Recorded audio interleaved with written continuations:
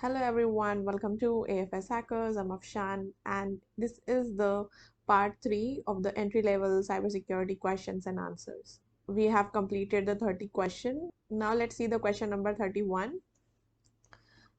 So the question number 31 is, what is XSS? It is a very favorite question of the interviewer. So the answer of this question is XSS stand for cross-site scripting, and cross-site scripting is a client-side code injection attack. The attackers aims to execute malicious scripts in a web browser of the victim by including malicious code in a legitimate web page or web application. The actual attack occurs when the victim visits the web page or web application that executes the malicious code. Now let's see the question number 32. Explain the attributes of security testing. So there are 7 attributes of security testing. The first one is authentication, second one is authorization, third one is confidentiality, fourth one is availability, number 5 is integrity, 6 is non-repudiation, and 7 is resilience. So these are the attributes of security testing. Now let's see the question number 32. What is brute force attack and how to avoid it? In a brute force attack, a threat actor tries to gain access to sensitive data and systems by systematically trying as many combinations of usernames and guest password as possible. If successful, the attacker can enter the system masquerading as the legitimate user and remain inside until they are detected. So these are the simple mitigation of avoiding the brute force attack. The first one is use multi-factor authentication.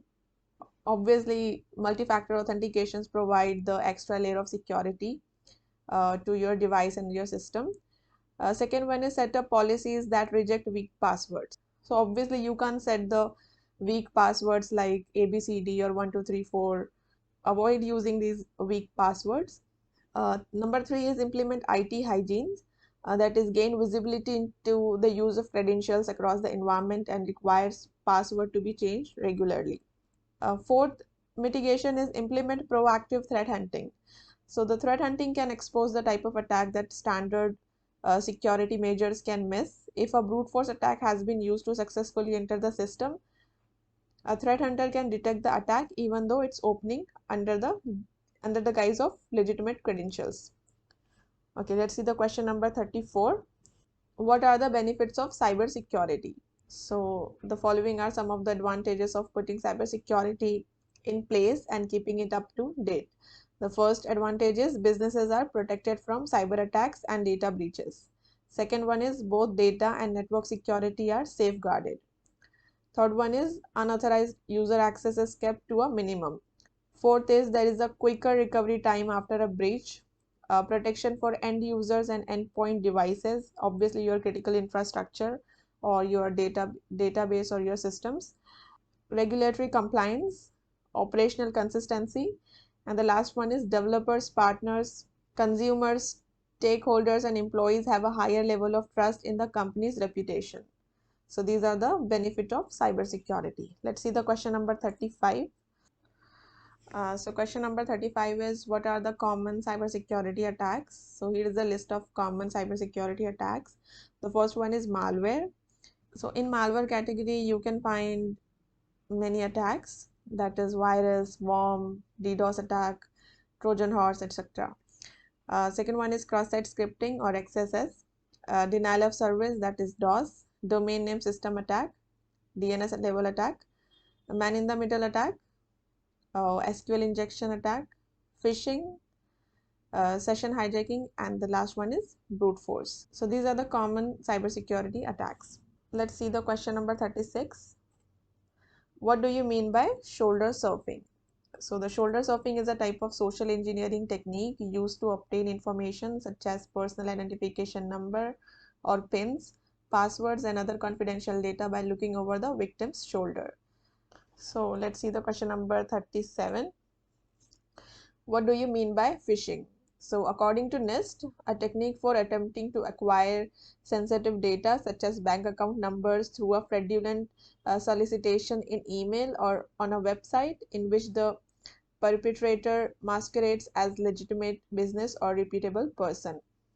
Or phishing attacks may strike using your email, text messages, or website to trick you by posing as a trusted person or organization. You might get a text or email from someone you know or an organization you trust requesting you to click a link or download a file. Usually there is a sense of urgency or a problem you need to resolve. So be aware of the phishing emails or phishing attack. Let's see the question number 38.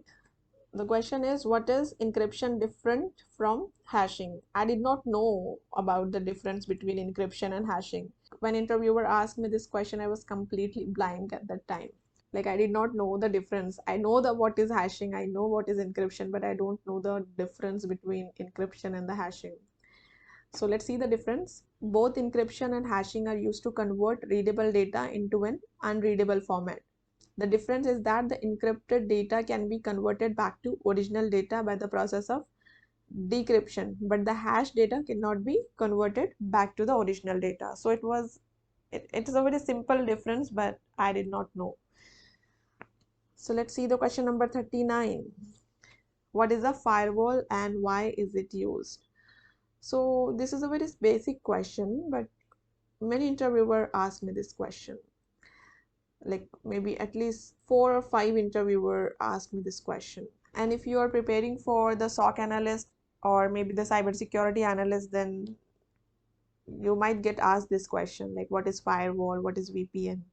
So these are the basic questions, but it is relevant and it is important. So the answer is, a firewall is a network security system set on the boundaries of the system or network that monitors and controls network traffic. Firewall are mainly used to protect the system or the network from viruses, worms, malware, etc. Firewalls can also be used to prevent remote access and content filtering. Let's see the question number 40. How often should you perform patch management? And so patch management should be done as soon as it is released. For Windows, once the patch is released, it should be applied to all machines, not later than 1 month. Same goes for the network devices. Patch it as soon as it is released. Proper patch management should be followed. So these are the 40 questions. Prepare this question, guys. You think that it is a basic question, but in an interview, if they might ask you about CIA triad, so you just need to explain what is CIA triad, what is VPN, what is firewall, and what is the working of firewall, why we are using firewall. Like these are the basic questions the interviewer will ask.